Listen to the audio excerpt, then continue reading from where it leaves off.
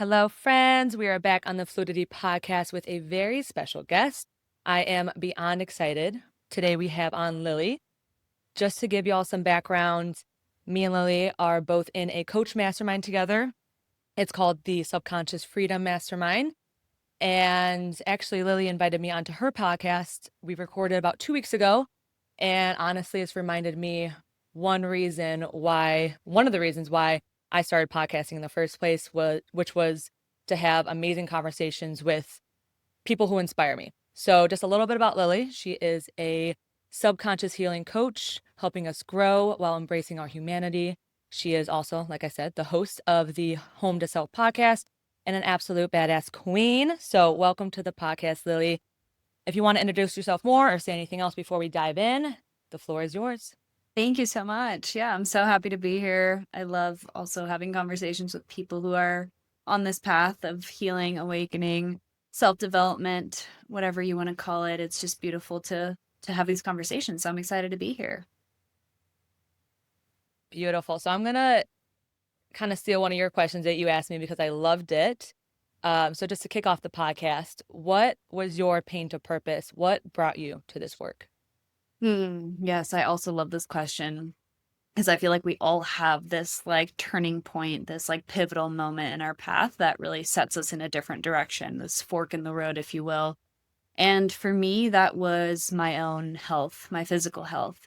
So growing up, I was a pretty healthy kid. Everything was pretty good until I got to college. And then I started having symptoms, especially digestive issues like extreme bloating, migraines. I started gaining some weight. I was just struggling with a lot of symptoms, and I wasn't getting a lot of answers from the mainstream medical system. It was just like, you have IBS, here you go, figure it out, manage your symptoms with these strategies. And college was a stressful time in my life.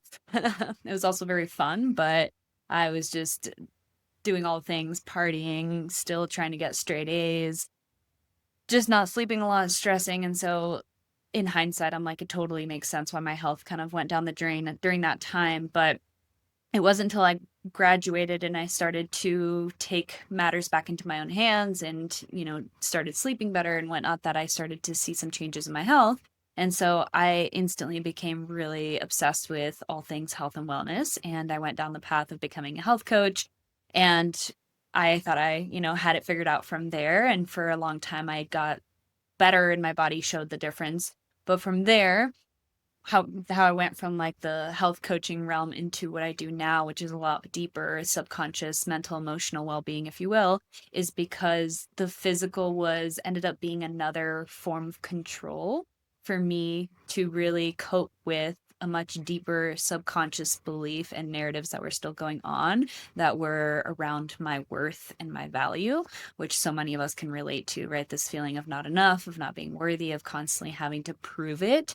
And for me, that was always through my physical body, feeling like I had to look a certain way in order to feel the way that I wanted to. And so when that started to stop, like it stopped working after a certain point, because I just kept going and restricting more and, working out harder, and I took it too far essentially.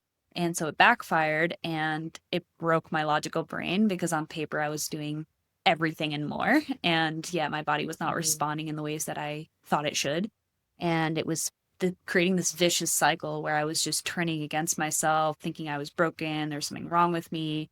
It was really intense for a few years until I finally stumbled across this work and really had this profound moment. I remember the first time I really recognized it. I was watching the documentary Heal.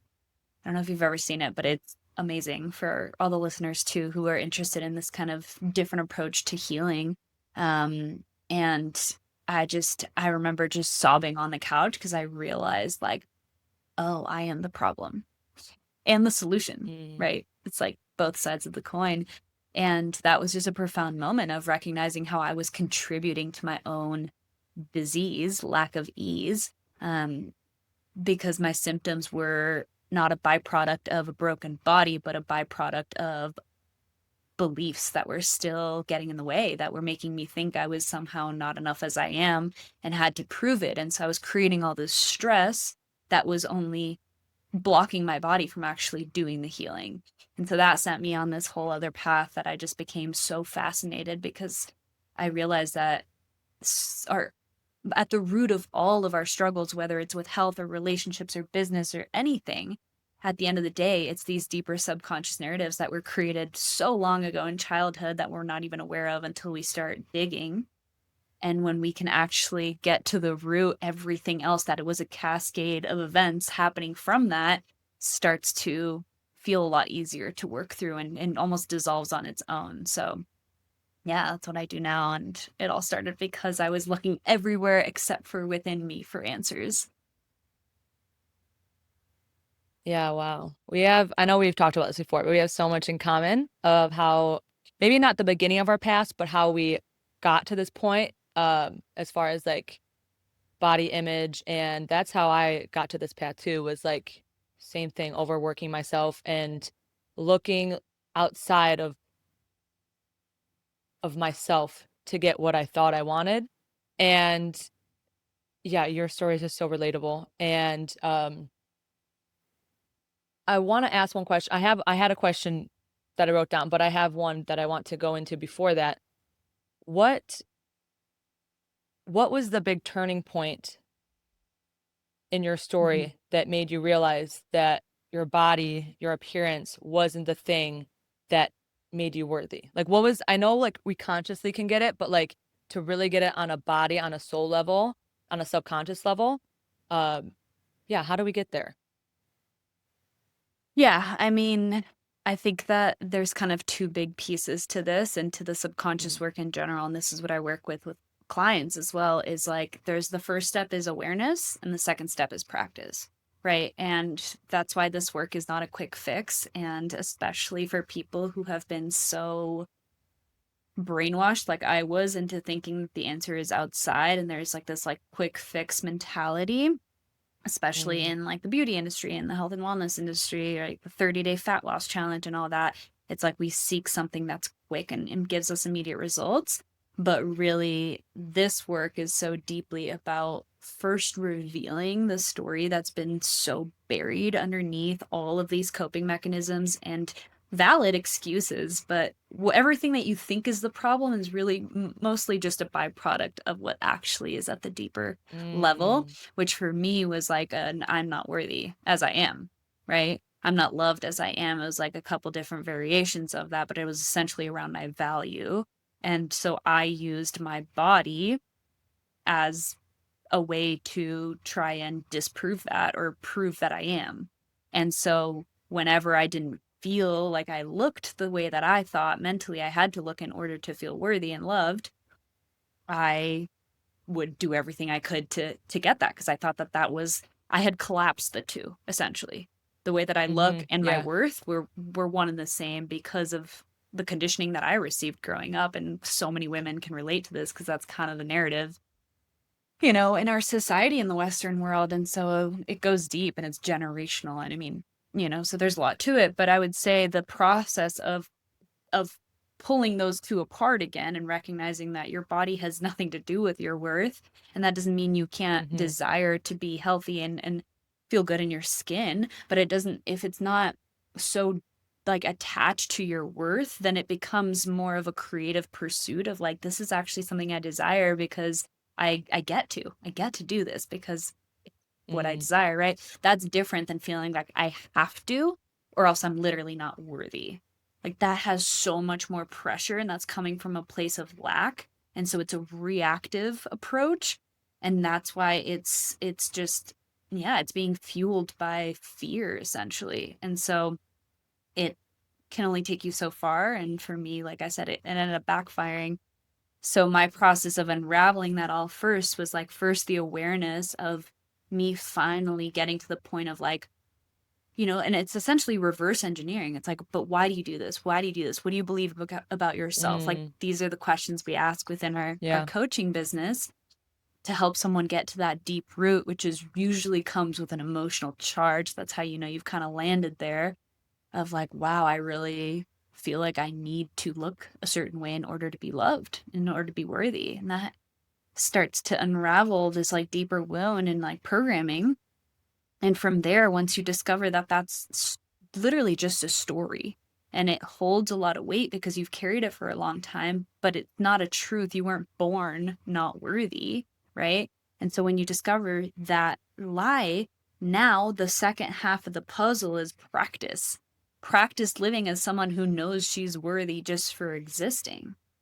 What would she do? How would she move through the world? If she is too tired to work out one day, would she shame herself for not going? Would she push herself anyway? Or would she just be able to take the day off without shaming it?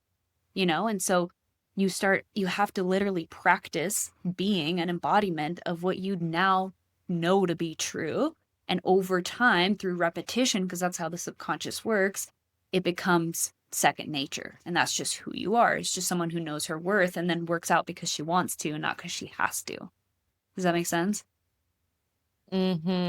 Yeah, I love that. And I had like so many pings going as you were talking. You know, this work is simple, but it no means is it easy. Mm-mm. You know what I mean? And once you understand that you're the only one giving weight to these stories, it changes the game. And again, it's simple, but it's not easy because the subconscious it's been years that you've been building on this story. So it's like we almost make an identity out of that. And that's a lot of the work we do is unraveling the identity that we think we're not worthy.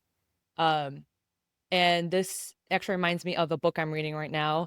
I don't know if you've read Daring Greatly Mhm. by Brene Brown. Yeah. And I mean, I don't know why I was surprised at this, but like she talks about shame in the book. And for women, the one thing we all have in common about shame is our appearance. Because I think as a society, we collapse our appearance with importance, with worthiness. And so when we can actually see that at the end of the day, it's not even our fault that we have this narrative that we were born into a world that had this in the subconscious or the collective consciousness, it gives us so much more compassion. And, you know, I think we all believe we're the only one struggling with what we're struggling with. Like for the longest time, I thought I was the only one struggling with body image issues and thinking that, you know what I mean? I was like, I'm the only one, I'm alone in this. And it's funny to catch your ego and be like, no, we all share this in common. And it's up to us to start the wave of believing a new story. So thank you for sharing that. And I kind of want to move into um, a different side of this conversation. And we might come back to this conversation later. But one big reason why I'm so excited to have this conversation with you today is because I feel like our paths are so similar. Like I can just feel the resonance between us, like an unspoken energy. And I think it's so divine to be in your presence. And like I said, yes, we're on the same path, but I think you are, or I know you're a couple steps ahead of me. And I'm not saying this as like a hierarchy, we're above that. But like you've had your podcast for a couple more years than I have. You've been in your coaching business a couple more years than I have. And so I'm just excited to soak up your wisdom on what I'm about to ask you next because I feel like I am in like the exact same spot as Mhm. you were. I listened to a podcast. I think it was like 2, 3 years ago, episode 42. And it was the podcast of how you took the leap from being an employee to an entrepreneur.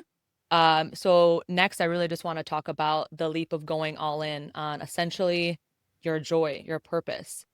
And just to tie in this question a little bit more, I listened to a podcast by Sarah Zula, and she was talking about how we make up our own logic.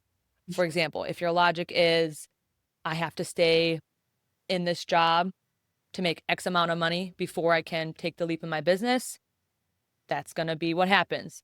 And that's not really a leap either, if you think about it. And in your podcast, you said the universe rewards courage. So I would love to hear more about the journey and the unfolding that took place when you started doing more of the things that brought you joy and less of the things you thought you had to survive. Mhm. Yeah. Sorry, that was a long ass question. No, it's all good. This is the great question, and I mean, such an important conversation for anyone who is wanting to go after their dreams, right? And Our society hasn't made it super easy to do that. However, there is so much power in recognizing your power in all of it, and so much of it is the way you're thinking about it, right? And so, yeah, I always come back to the quote for all of these conversations of like, it's not our fault that we believe what we believe, but it does become our responsibility once we're aware of it to shift it, because no one's going to do that for you. And it's like at the end of the day, you're the one that gets to create those changes in order to create the life you love and feel how you want to feel. And so it really does start with like, how are you viewing reality that is then creating your entire experience of it and how you move through life and what you experience, right? That's how we are the creators of it, at least influencing what we see. And so in this conversation, there's so many layers to it. And I do want to preface this by saying that I have gone back and forth quite a bit, and it has been such a journey for me, because I did have this story for a long time that if I'm not all in, then I'm not doing it yet, right? And I put doing it in air quotes, because it's like it's this like all or nothing mentality of like, either you're full time or you're just like not legit, or like, not successful or not worthy, or whatever you want to attach to that. And so there was a lot of shame wrapped up in like still working another job for a long time. And I had so many moments where I would quit something but it was still coming from this place of like, I have to do this in order to feel like I'm legit in my business. And then moments where I would have to come back to a job, or not have to, but I would choose to come back to a job, or I felt like I had to in the moment, and feeling shame for that. And so it was this like back and forth for a long time. And I'm still working some side jobs. But the difference now, and what I think has been such a pivotal part of my journey and my learning, because again, it all unfolds in the perfect divine way for you to get the lessons that you need to. Like, it's not even about your circumstances. It's about what is happening inside of you as you move through life in such a divine way that life is orchestrating this unraveling, this process of like shifting the way you be, essentially. And so that's why we all have our own curriculum, and we shouldn't compare ourselves to others. For me, though, like, this story was so deeply rooted, and there was also so many stories of like, struggling to like, feeling like I'll never fully be successful doing what I love, because I watched my mom as I grew up with a single mom, and I watched her. She's like the full artist archetype, but fell into like the starving artist archetype in terms of that story of like, you can't make money as an artist. And so I watched her pursue all these different avenues and never quite make it, and how stressful it was financially. And so this is something I've worked through with Sarah Zula, of like that deep ingrained belief of like, no matter what I do, it's never going to fully work. So there was a lot going on for me, and it's still something I work through. But essentially, for me, this back and forth was to get to a point where I come back to choice, where whether I'm working another side job or I'm all in, it doesn't mean the story that I had there before of like, it means something about me. This is why subconscious liberation work gives you freedom, because what it's giving you freedom is freedom of choice, right? Whereas before, I went to a job on the side because I thought I had to, because I would never make it on my own or whatever it may be. That takes away choice, right? And now there's shame around that, because I'm making it mean something about me. Versus now, when I choose to go, or if I choose to go work a side gig, I'm choosing that because for whatever reason, it doesn't even matter, but it's not coming from this place of like, oh, it's because there's a deeper part of me that thinks she's not enough or never going to make it, right? And if I work this, I'm not making it mean something about me. It's like, it's just an event. You're working a job, you're in a relationship, you're not, like, there's just circumstances, and they just are what they are. But then we are the ones that associate all this meaning to it. And then that's what like constricts us. That's what has like a hold over us, that then we're trying to fix, and we think it's out there, but really it's just the way you're relating to it. So I that might not be where you thought this was going to go, but ultimately I think it's a journey of when you decide to go all in, you are going to be confronted with all of those stories that have previously been holding you back and trying to protect you.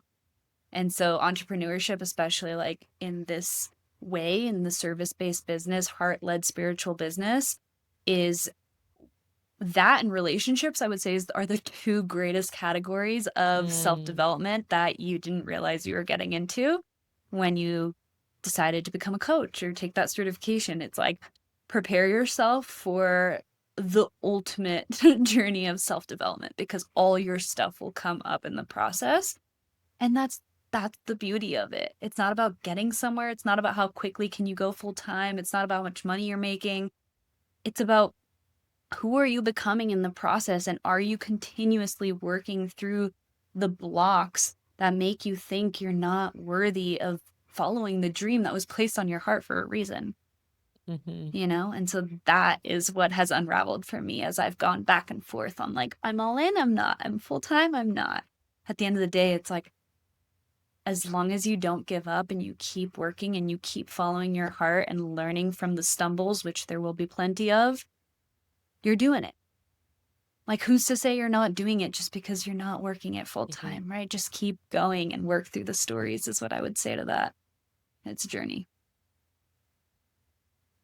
I love that. And no, I did not expect it to go that way, but I'm glad it did because I have a tendency to be all or nothing in a lot of my life. I'm very passionate and I love to fully dive into things. And so it's a great reminder to me and everyone listening that just because you are not fully in what you're doing doesn't mean that you're not already doing it.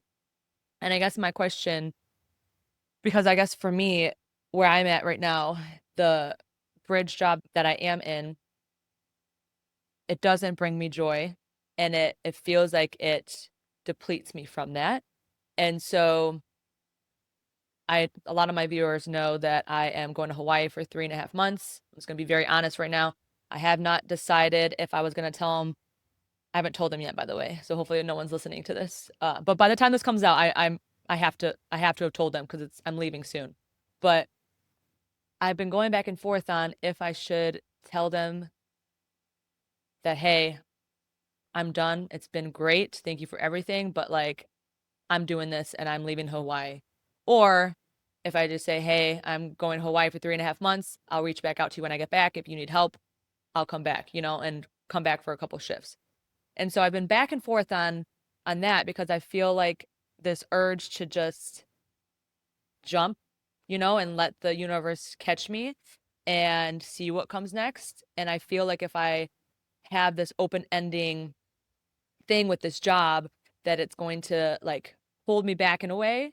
I don't know. But the what you just explained like had me thinking, am I just feeling like a failure if I don't go all in? Or is this really like a divine like voice speaking to me like, hey, just take the leap, Could be. So like I guess how do we discern the difference? And um with your side jobs, do you feel like excited about them? Are you following your joy? Yeah, I'm just curious Yeah. about that. Maybe this bridge job is just like not the bridge job for me. And who knows, I might not need another bridge job. But yeah, I'm just Yeah. curious.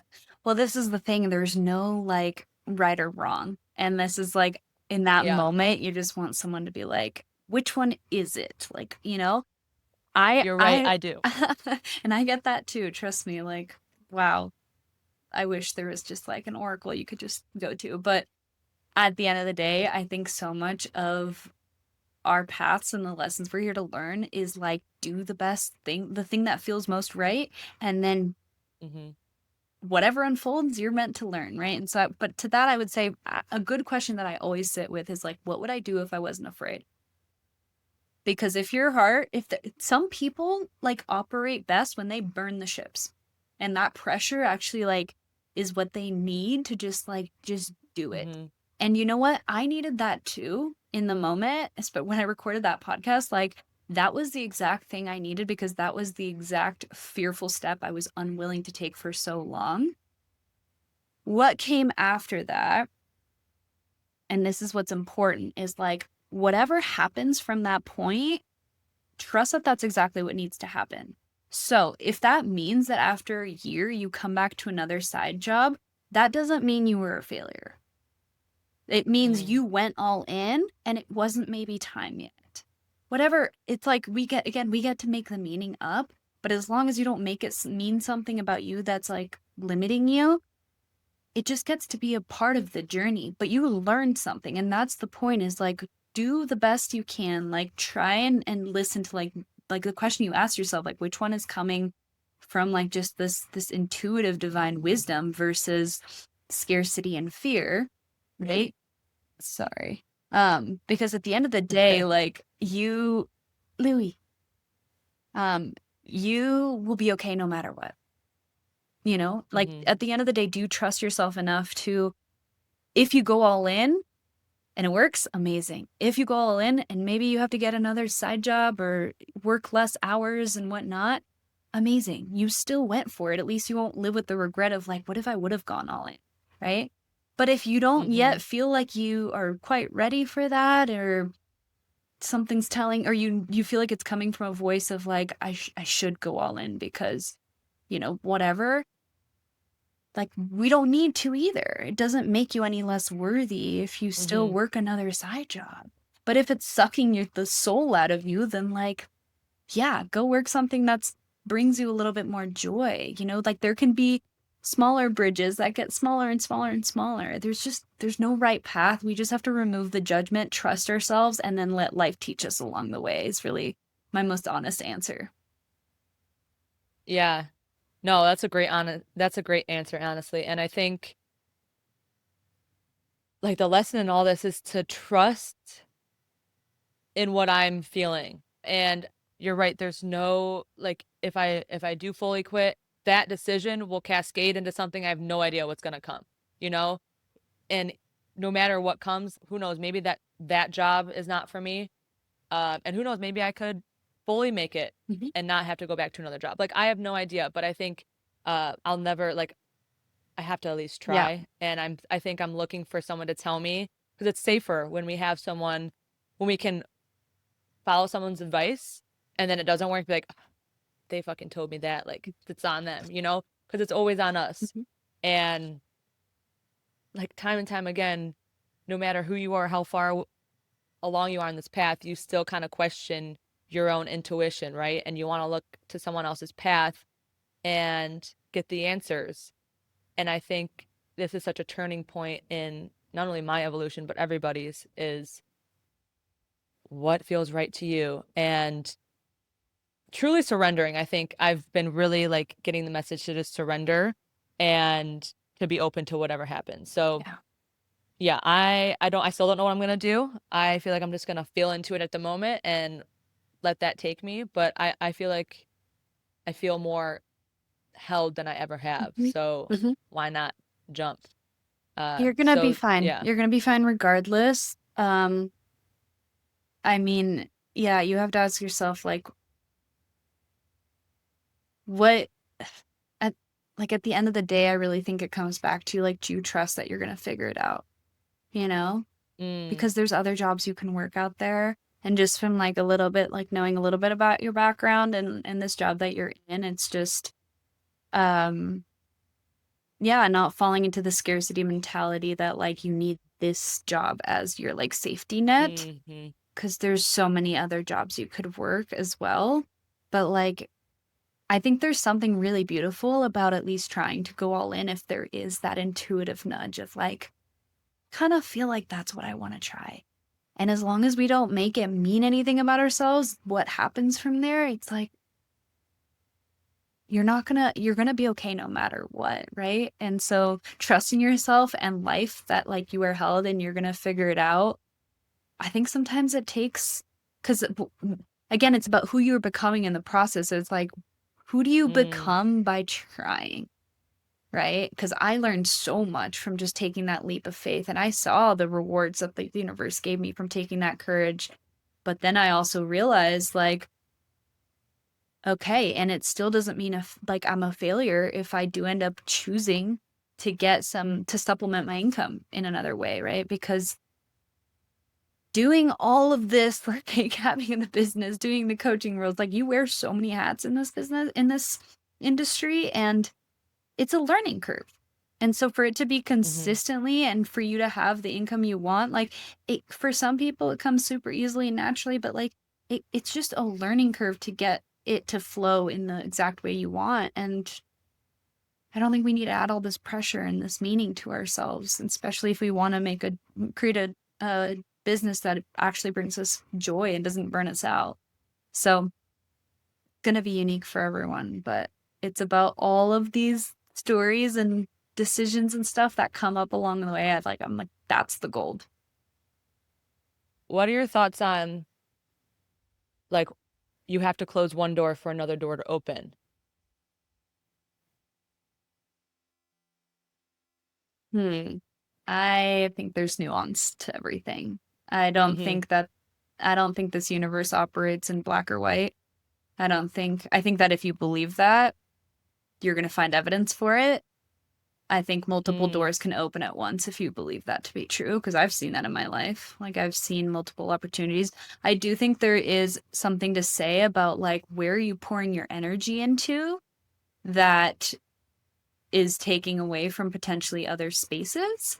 Um, However, I think we can literally create whatever reality we want. And so it comes down to like, well, what do you believe to be true? If you believe Mm. that you can have it all, then who's to say you can't? Your mind will look for reasons that or for evidence to prove that. And there's you like wherever you look, you'll find examples for what you believe essentially. So I think you get to create your own reality and it doesn't need to be an all or nothing because that just creates pressure. It's like, well, I have to close this door before I can ever open the other one. It's like, Mm. that's not true. I can open up both my doors in my home right now. You know, like, Yeah. so that's what I would say to that. Yeah. I love that. I love that perspective. Like I said, yeah, I think I was having this narrative of I have to close this door or else this door won't open. Mm-hmm. And yeah, I feel a little bit more at peace. So thanks for that little coaching sesh because I definitely have been feeling like so back and forth about it. And you know what? I'm just gonna leave it up to them. If they want to let me go, then that's my answer, you know? Because who knows? I mean, I'm leaving for 3.5 months. Yeah. You know, who knows what they're gonna do. So thank you for that. Yeah. And I think that's a good place to end that chapter of this podcast. Just fucking do what you want, y'all. And oh my gosh, there's this one quote that reminds me of what we're talking about. It's like, um, you're on the right path if the path disappears before you, or like the path disappears as you're going, something like that. Like it's never like as you take one step, it just you don't see the next step in front. It's almost like you're stepping and then you see what's happening. You're stepping. It's not like you see what's happening before you put your foot down. As you're moving, Mm-hmm. then you see where you're going. So this just reminds me of that. And so thank you, Lily. Of course. Okay. So like you said, the two things that bring up the most shit is entrepreneurship and relationships. So how beautiful that the next question I had for you was revolving around romantic relationships.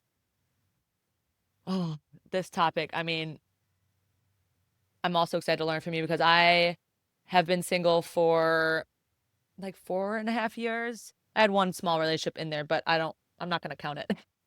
And so, especially, it's been like 4 or 5 years since I've been on this spiritual awakening, and I've been single in that time. So I'm really excited to hear about your experience being in a romantic relationship throughout your awakening journey. For those of you that don't know, Lily is married. You guys been together for 8 years? 10 years married for 7. 10 years. Yeah. Wow. Mm-hmm. So, and I listened to a podcast with you two, and I was like, wow, these two are goals. Like, I love the way you both, I mean, I don't know them, but like the energy that comes off from you two is just always wanting to grow, always wanting to grow together, but not getting lost in the other person. Do you know? I feel like a lot of relationships you merge and you don't know where you start and the other person ends. And I mean, that's beautiful, but like we're not meant to merge. We're meant to be our own person coming together. And so I just would love to hear about your experience with romantic relationships on your awakening journey. I guess we'll start there. I'll probably get some questions throughout, but yeah, Mhm. whatever that fires in you, let's see. Yeah. I love all things relationships because, like I said, it's been my greatest teacher in this life has been relationships. Um, so I we were in a unique and are in a unique situation because a lot of people like yourself, it's like you go through this spiritual awakening, you're a completely different person, and then you like call in a partner, which is a different route than my journey took me on. So I met my partner Austin in college when I was we were both completely different people, as you can imagine. It was like pre-awakening.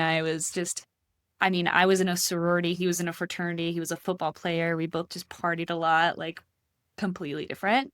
Um, but we had this really deep connection, and he was like that relationship was one of my first like deep intuitive knowings before I even knew anything about intuition. It was just like this knowing. Like I remember when I first met him, I like had this knowing that I was going to marry him. And Mm, and it's just wild to look back and kind of connect the dots of how that all played out.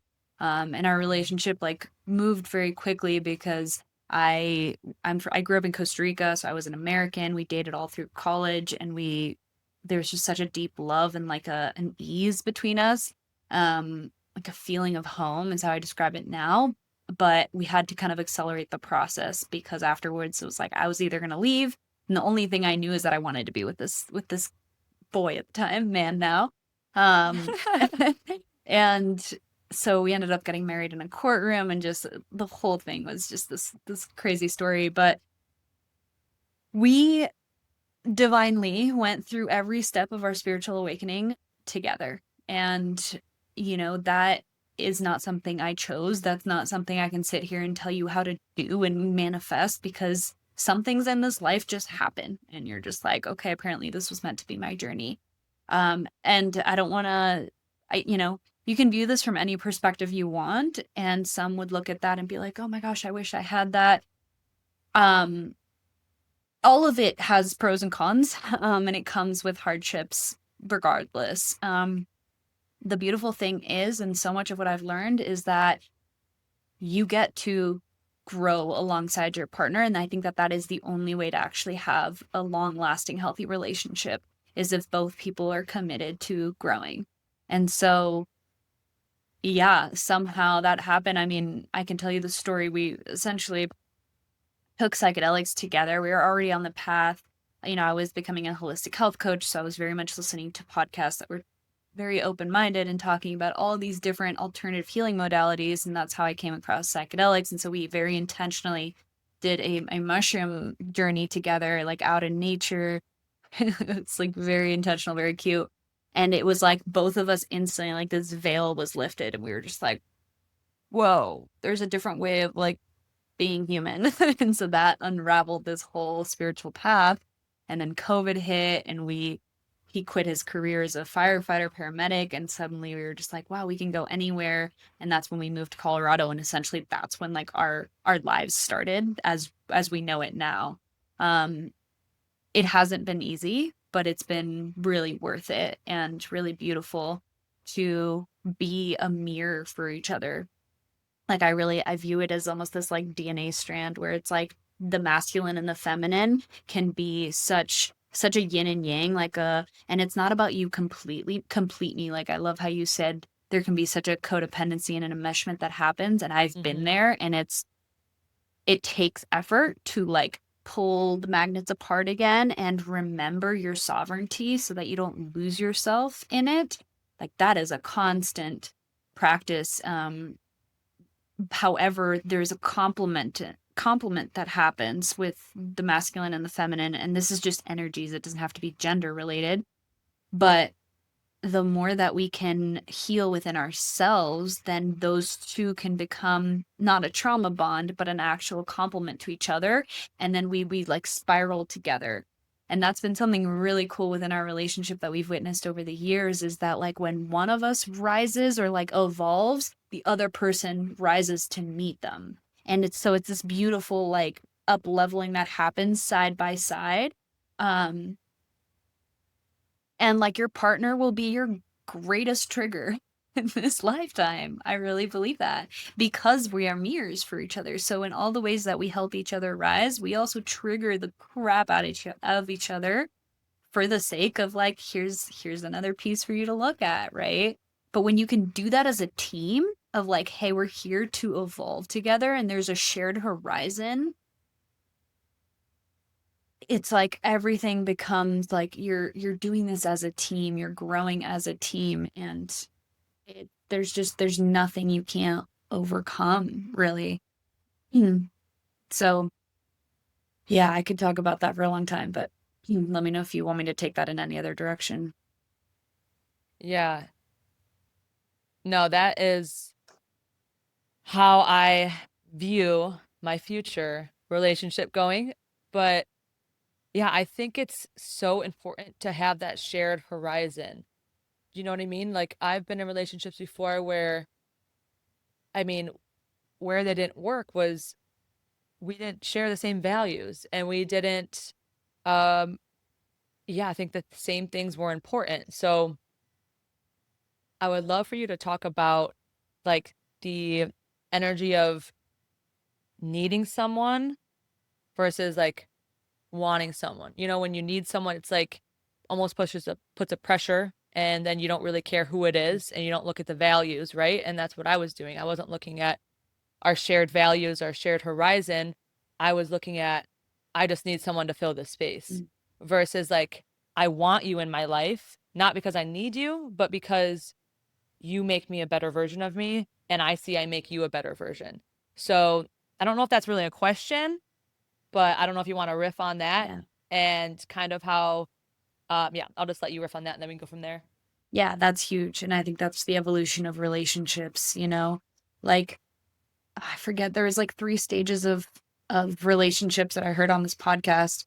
Um, I forget what the first one was, but essentially the second one's like this 50-50 relationship that everything is shared and it's very much like this team effort, which is beautiful. But then I think we get to this next place where it's like a more spiritual perspective on relationships, where we do have that shared horizon that I think is what allows a relationship to evolve and last. Because if not, I think where a lot of people get caught up, kind of like you said, before you start doing this work, is that it's just purely based on chemistry. And so it's like if there's chemistry, Mm, then like we're a match. And that I have learned over time is not like there's different types of love. Like there's different types of connections, if you will, right? Not It's not that everyone you have chemistry with is a potential partner. A potential partner is actually a much slimmer percentage. And mm-hmm. the reason for that is because there's all these different categories that ideally line up, or at least you're working towards lining up if there's that desire to then live a life that has that shared, that you're moving in the similar direction. Because if you're not moving, or if one person's moving this way and the other person's moving that way, it's eventually the chemistry won't be enough to hold that. And so I do believe that that's a maturity that happens with time. And this work is such a foundational piece. Like I really just, I think you, like I don't say have to a lot, but I really do believe to have a long-term healthy conscious relationship, like you have to do the inner work. You just do, because that's everything that's coming out. Arguments are literally just, I have my reality, you have yours, you have your patterns, I have mine. We're both learning what those are and we are projecting them on each other because we feel safer here. Like safer than anywhere else you're going to feel in your partnership, hopefully. Mm. So that's also where all your stuff is going to come out. And if we can take ownership for our parts, both of us, without projecting it on the other person or needing the other person to fix me or validate me, then you actually get to help each other evolve. And we get to be that support for each other, but also help each other stay accountable and remind each other when we get lost, right? And so it's this literally mirrors, like you're mirrors for each other. And as long as you're both committed to like your individual growth as a human being, then two wholes coming together is so much stronger. Then it's not codependency, which eventually is going to rupture. Like it's just no one can fill that void for you. And that's why, and you know, I think that there's this misconception sometimes in the healing space that like you have to be healed in order to call in a partner like this. That's absolutely not true. Like my story is literally the prime example of like we were not, and we have healed together, and you're forever evolving and healing. So you get to do that in love. However, I do think that self-love and partnership have to at least happen by side.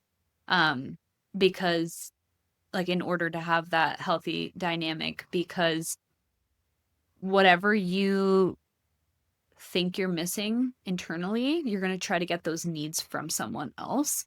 And that is codependency. And at first that's kind of cute and like, well, you complete me, this whole like Hollywood romanticizing of the fairy tale of love. Like we love the drama, we love that it's cutesy, but like let us not forget that that's actually not reality, because that is just unhealthy. And essentially what you're saying is if you complete me, it means that when you're gone, there's a part of me missing.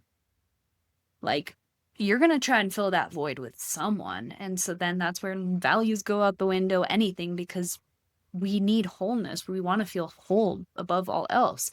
So it's like a constant reminder that like you are that for you, and someone else is just a reflection of that, an addition to that. And it's beautiful, and we get to lean on each other, but it's not from this like, I don't have something when you're gone. Like now that's going to be a toxic dynamic. I love the way you just spoke that out. And one thing I was contemplating the other day, and I would love to hear your thoughts on this, is I have noticed just taking a back seat to relationships recently, and it's not like I'm trying to, it's just I think what's meant to happen for me. And so a lot of people in like my work setting are very much so not, I wouldn't say dating to find a partner. They're dating to fill a void. They might not know that, but it just, I can kind of see it. Um, and I was talking to a friend the other day. Me and him are both sober. And so we are just talking about relationships. He's single as well. And I was talking about how also if we don't have like the thing that lights us up as far as our purpose, as far as like where we express ourselves, if that's not there, we try to fill that void with, it could be anything, but a lot of people do fill it with that relationship, with that guy, that girl. And exactly what you were saying, they're filling a need that they are really being asked to look within to find. So how important is it to have like a just your thing that lights you up without anybody else, like whether that be writing, whether that be again your purpose, something you're working towards? How important is that in a relationship as well, for each person to have their, you know, yeah, their, I don't want to say mission, but like their purpose in life. And I'm not saying purpose like this huge grand thing, but like their purpose, how they express themselves. Yeah, no, I think that's a beautiful question. I would say that it's very important, but here's the caveat. Like my definition of purpose has changed over the years. And so I think that this actually goes hand in hand with doing the inner work, of discovering who you really are and then living from that place, right? Which requires you to remove everything that's not you, that you've adopted along the way. That's essentially to me what the inner work is, and not easy, but it is simple in a way, if you will. So to me, living your purpose is that it's getting back to who you truly are and being an embodiment of your authentic truth. And then what you do is going to shift and evolve. I mean, maybe not for everyone, but for, I think most of us, is like as we evolve, because there's layers to this. It's not like you're either authentic or you're not. Like, you know, you're evolving as a human being. And so I think that creatively what you pour your energy into and your mission as a whole, right, is going to be made up of all these little pursuits and different paths and projects and collaborations, whatever that may look like.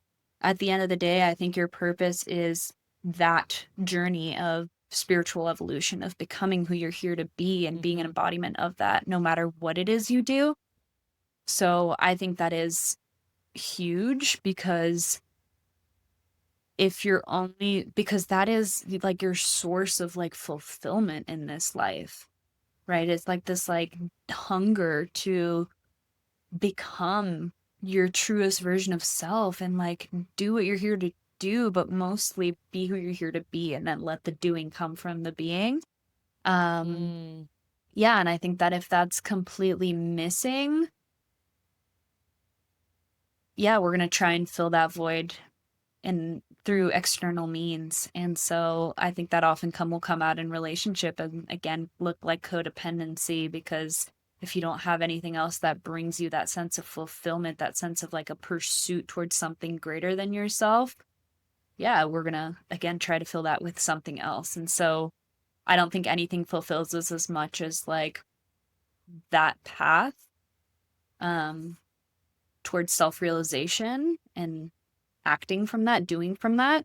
Um, mm. but it could be something else. Yeah, whatever you're pouring your energy into, that's also bringing you joy. I think that's a very healthy thing to have in a relationship, and it doesn't need to be your work, right? Because I used to always collapse purpose with work too. And I know a lot of people do. And Mm-hmm. then it adds so much pressure of like, I need to find my purpose.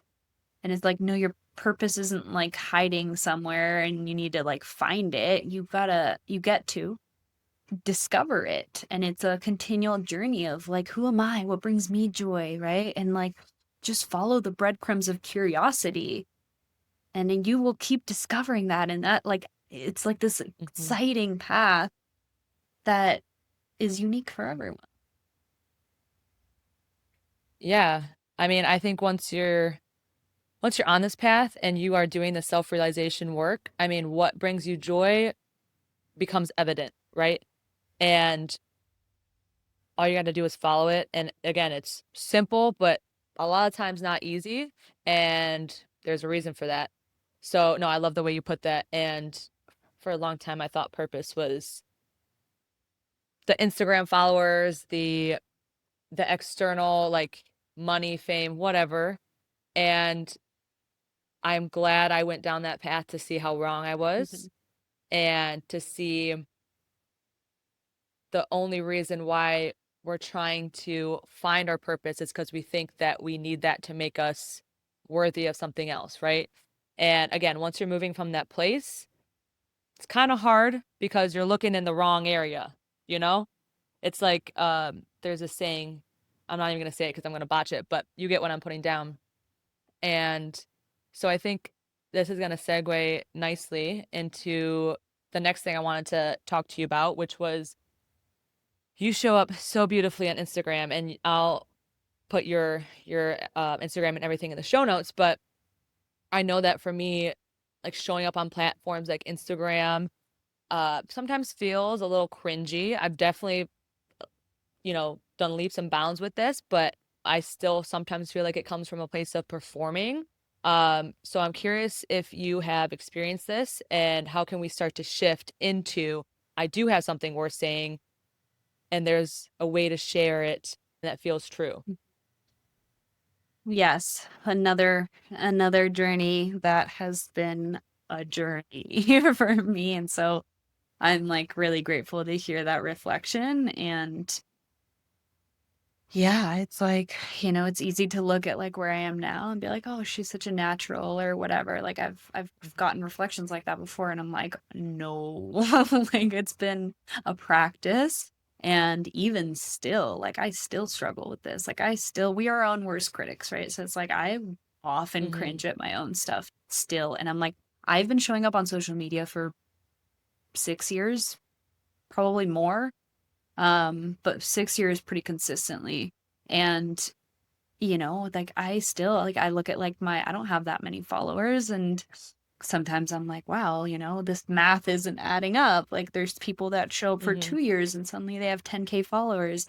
And so it's like it's such a battle to like really work through the like comparison and the judgment and the criticism. But again, this is the work. And that's again why, like, especially in this industry, it's such a path towards self-development, because social media and showing up authentically is going to confront you with everything, all the internalized shame that you have, all of the, which I think is what cringe, like that feeling of cringe is really just internalized shame. And Yeah. it's not something to shy away from. It's something to actually look deeper into, because we think it's going to go away when we just get enough validation. It's not going to go away until we remove the story that makes us think we're cringe and that causes us to perform, which is what's showing up in your eyes as like cringe, right? When we feel like we're not being fully authentic, it feels off to us, and maybe other people won't notice, but that's the feeling we get. And so that is a practice of you removing the parts of yourself that feel like they need to perform, that feel like they need to say something a little bit better, a little bit differently than they naturally would. So that's what we're working with. We're not actually working with anyone else's opinions. And it has nothing to do with the validation and the feedback you get, because that feels good in the moment, but it doesn't actually work to change how you feel on the inside. So I think it's such a beautiful practice and tool to keep doing the work and keep showing up, even when it's uncomfortable.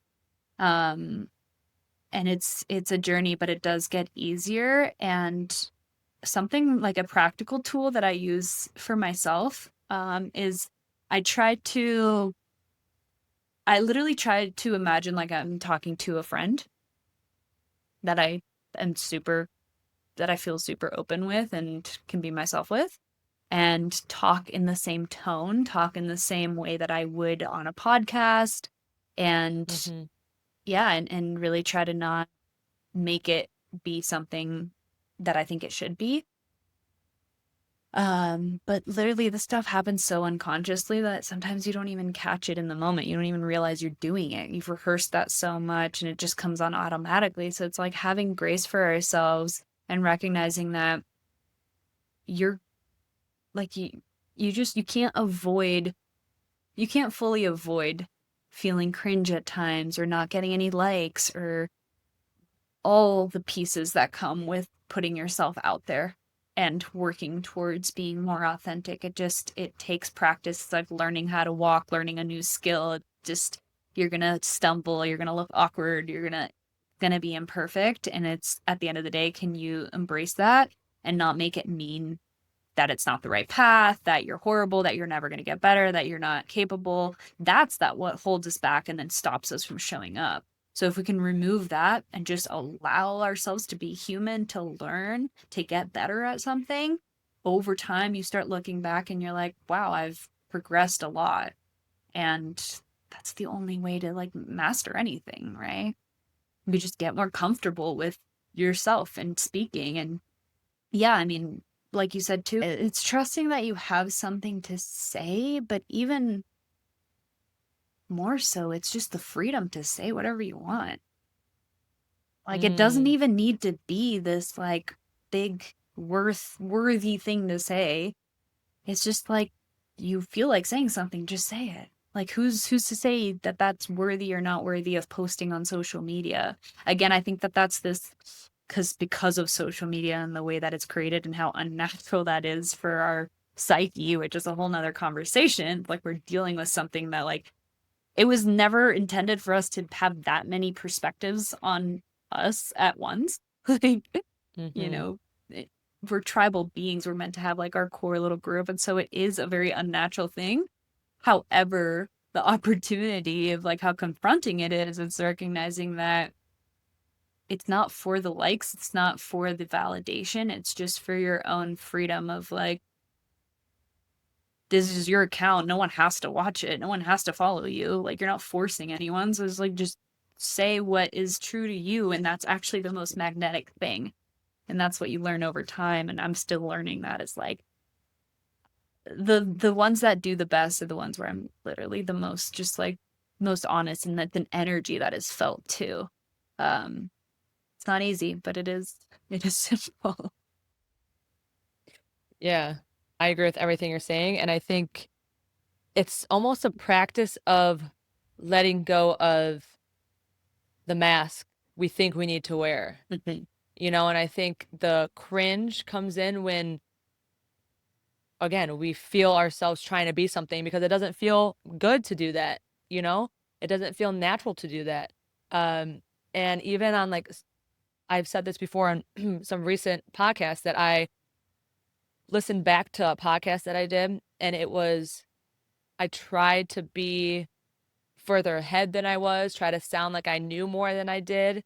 And I listened back and I'm like, oh my, like, I was just like, it's crawling in my skin. And it wasn't that it was wrong or bad or that it was whatever. But the reason I felt that way is because I was trying to be something that I wasn't. And so I think that's the feeling of cringe, um, is because we feel that it's not authentic. And so maybe like change our relationship to that cringe. And I think cringe can come in through any area, even if you are being yourself and you're shameful of that and you're like feeling like that part of you isn't meant to be seen. I mean, that can be shame as well. So I think, yeah, I love what you said. It's just a practice. And sometimes we don't know who we are. We have to practice being, Mhm. and then it emerges through that. Mhm. So, yeah. Anything else you want to add to that? Yeah, I just wanted to add something that's been helpful for me because I think authenticity gets thrown a lot around a lot, and some people are like, I don't even know, like, like you just said, it takes practice to figure out who you actually are. And to me, I also have recognized that it takes trying things and recognizing who you are not sometimes to recognize who you are, Mm-hmm. because it's through relativity and contrast that we actually come to know ourselves. Um, However, something that I want to just add in here, because I think it's helpful, it was to me, is viewing authenticity as honesty. Which means, because Mm-hmm. authenticity to me was like, I have to know who I am to be authentic. And now I realize actually authenticity is just being honest about wherever I'm at right now. And so if that's like, hey guys, like I'm feeling super cringe right now, but I want to show up anywhere because this is my intention. Here's this like thing that's on my heart. That's authenticity. You're just letting yourself be seen. And so, and it doesn't mean to like go out and share all your deepest, darkest secrets and like, we have to be attuned to like, what is the space? Who can actually receive me? But the practice is like, can I just be honest about where I'm at in every moment? Because that feels like that's an energetic alignment. Like that is, I think, where we're feeling the dissonance in our own videos or in someone else's, even if they're saying all the right things, like it's energy that gets translated. And that's where I think Mm-hmm. authenticity, they've literally proven this. Authenticity is like on the highest vibrational scale. And to me, it's because it's real. And it doesn't have to be positive. It's not positive or negative. It just is. But it's an energetic frequency where there's alignment between your mind, body, and spirit, between how you're feeling and what you're saying. And so that is just like a moment by moment thing. And so if we can be more accepting of wherever we are in the moment and what we do and don't know, and don't feel like we have to perform or slightly manipulate ourselves in order to feel adequate or worthy or successful or whatever that may be for you, then it's just like this like vibration that's just coherent. And that's what I view authenticity as now. Yeah, it's almost like when we're trying to be someone we're not, that's just resistance. And resistance is like almost like a signal that just like scatters everywhere. Like you said, authenticity is the highest vibration. Mm-hmm. Yeah. So like when you have a scattered vibration, I mean, of course, you're not going to be coming across as that resonance with somebody else. Yeah. And yeah, again, I think we think too much about it, me included, of like the freaking algorithms. And like, honestly, I've never gotten into the algorithms because it just, one, it's too much and it's like overwhelms me. But I also think like, again, we're looking in the wrong spot, Mm-hmm. because with the algorithm, we're trying to fit ourselves into someone else's box of how they thought it worked or how they think it's going to work. And that takes out the authenticity, like it sucks it out completely. Mm-hmm.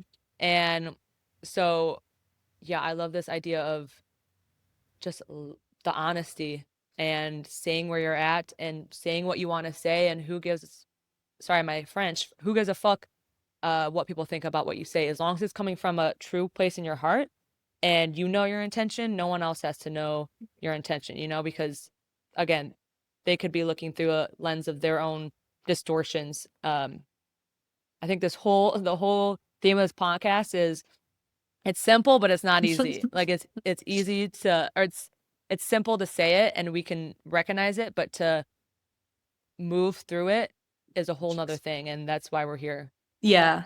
And this is kind of coming full circle to I know you introduced me by reading kind of what I have on my bio on Instagram, which is like helping Hmm. us grow by embracing our humanity. This is the embracing your humanity that I've been humbled along my journey, because these Yeah. concepts seem really simple, and they are simple in nature. That does not make them easy, and there's a reason for that, right? Part of it is like because again, 95% of who we are is living in the subconscious, which means you're working like 5% of what you know logically and want consciously is like what you speak and those desires that you have, but then you're working with 95% of what's unconscious, which is most of it. And that's why like this journey requires so much grace and compassion, and we have to be willing to embrace our humanity and our humanness and our messiness and how much we just are just operating from patterns that we have no idea are even there. Because if you're like, oh, this is simple, then I should just be able to do it. And then you recognize how difficult it can be, then you put that on yourself. And that's what I did for so long, right? It's like, oh, this should be easier. And like, why can everyone else do it? And then it's like this shame spiral, and it actually stops you from growing. So I think that growth requires both responsibility and commitment, and also so much compassion, because you are human. You are here, like it's the duality of this experience, is that you're a soul that is like perfect as you are, but then you're in a human body, and by human you're literally by nature, I mean, I don't want to call it flawed in a bad way, but it's like you're not perfect for a reason, because this human Hmm. experience is literally meant to be an evolution. So if you were already like full and like if you had nothing to work towards, then what's the point? You have nothing to work towards. It wouldn't be fun. You know, the reason you watch a movie is because you don't know what's going to happen, and because there's conflict and like something to work towards. And then you're going through this like emotional roller coaster, and then you arrive Hmm. at right this full circle moment. And so that's how I view this life. And so know that it's all part of the journey, and you get to just embrace it and not take it so seriously. Like I don't know, I relate to my human part as like being very silly. I'm like, oh, silly humans. Like, here we go. We like Hmm. fell back into this pattern that we've done a million times. Like, and so it's just a more loving, like softer, gentler approach as you also put this work into practice. Yeah, I think the antidote to a lot of the things we're talking about is, embracing our humanity. And if you think about when you watch a movie or when you watch a like a documentary, the reason why you're so into it is because of the humanity that is displayed on the screen. And if you think about it, when you're watching a movie, like you love the characters, um, you get into it, right? You don't, I mean, it depends on the movie, but like you're not looking at them like they're broken or whatnot. Like you're going through the journey with them. And I mean, I think that's how when we relate to ourselves like that, we're just like watching this human grow and being there to witness it. And that's really what it's all about. And again, simple but not easy, to kind of detach yourself from being the human. Mm-hmm.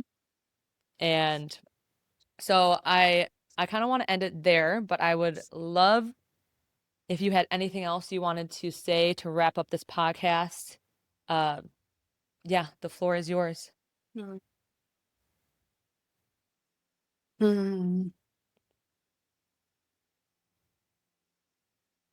Yeah, I mean, I feel like we've covered a lot, but I really love that we ended on this part of like embracing your humanity, because I think that gets left out of the conversation a lot when it comes to doing the inner work. Like, it can feel very much like an in your Mhm. face, like, here's what you should be doing. And the more, what I've also been humbled by is like, the more you know, the less you know kind of thing. It's like, the more you know, the more you think you should be better at it. However, you become humbled by the fact that, like, you are so very much human, and we all are. And so, so much of my healing journey has come not through getting rid of my patterns or fixing myself or becoming this perfect version of myself, but rather about embracing all the pieces that I thought were wrong, broken, flawed. And so that is the actual healing work, is like the quicker that you can just come to terms with the fact that you're a human and still take responsibility where it's appropriate, but like holding both in the same way is like, then it doesn't have grip over you. Then you might still have the thoughts of like, wow, this is cringe, or wow, this is not great of a video, and yet it doesn't stop you and control you and make you spiral. You post it anyway and you say, you know what, like, I'll do better next time. I'm still learning. That's the difference, is like, stop trying to get to a place of perfection within this journey Mhm. and recognize that the duality of being able to hold two truths at once, that you are already perfect as you are, and there's always more progress to be made because your potential is limitless. So that's actually a good thing. And the healing doesn't come from getting rid of anything that you think shouldn't be there, but about learning how to embrace it and hold it the same way that a mother would hold a child who is hurt and scared, because that's essentially the only thing that's going on underneath all of your patterns and feelings of inadequacy. So that's what I would say. Mm. What a beautiful end. I mean, I absolutely love talking to you. Like I said, I feel like our paths are very much so aligned, and I am just one very grateful that you even reached out to me to go on your podcast, because I feel like it kind of cascaded some other things in my life to move. And so it's just crazy to see like one message can really have such a bigger effect than just that message. Do you know what I mean? Yeah. And yeah, so and I love this. I mean, this conversation has just reminded me of, always checking the wanting to be perfect, the wanting to figure it out part of me, and just again surrender. And it's not about shaming the part, because there's also a part that wants to shame the part that wants to be perfect, and that's a trap in and of itself. And to again embrace our humanity and honestly just let it do what it's gonna do and enjoy the ride. Thank you, Lily. I will put everything in the show notes for everyone to find you. But if you want to tell everyone what you got going on in your world with your coaching, I know you have a lot of different spaces. So please just let them know where they can find you. Yeah, thank you so much. This conversation has been so beautiful. I'm like, these are the types of authentic conversations that I just like, that fill me up so much. So I'm grateful that we get to share this with others. And yeah, and so much to say too about like trusting the intuitive hits of like reaching out to you, is like, I've been Mhm. on this path of like trusting those little nuggets that come through, and it always leads to a beautiful unfolding. So I'm grateful that you said yes as well. And yeah, so the main way to work with me is in one-on-one containers right now. So I do one-on-one mentorship. It's a really beautiful opportunity to put this into practice and go deeper in your individual patterns and what's still holding you back from what you desire. And the best way to contact me is through Instagram. So I'm Lily M. Terry. I'm sure you'll include that in the show notes. So it's easier that way than me Mhm. spelling it out.